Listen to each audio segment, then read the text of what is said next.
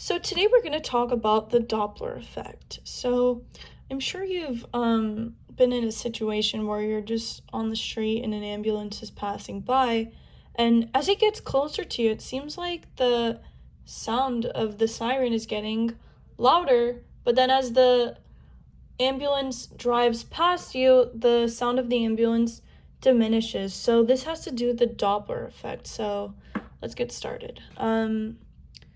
The first condition for the Doppler effect is that the receiver has motion relative to the medium.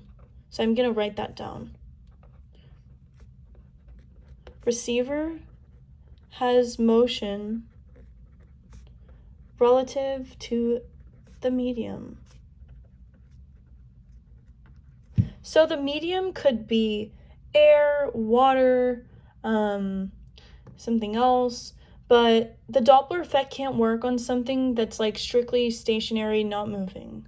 So as we saw in the example I gave you, the ambulance was moving. So this means that the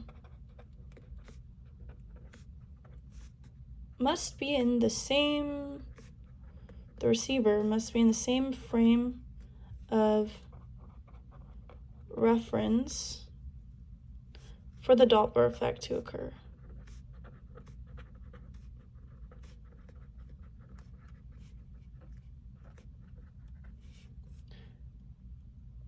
Okay, so essentially the Doppler effect is when you have multiple measurements for frequency between the source and the receiver. So I'll give you another example. Let's say somebody is playing A flat on the piano, but you hear A sharp. That would qualify as the Doppler effect. So I'll also note this down.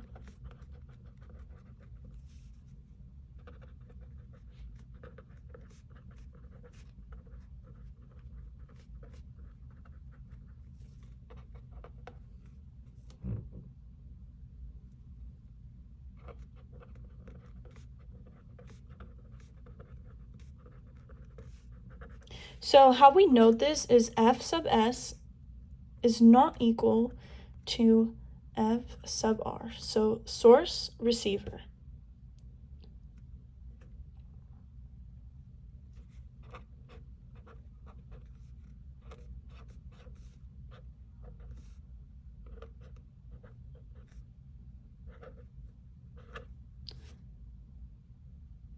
So over here, the source is making a sound. This is the source.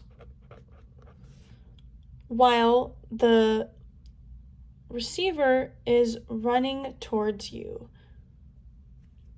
So over here, we know that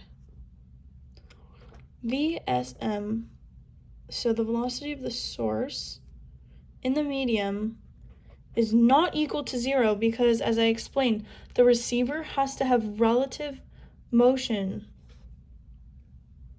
And the other condition is that VRM is equal to 0. Oh my gosh, I'm so sorry, that's another mistake. So, there we have it.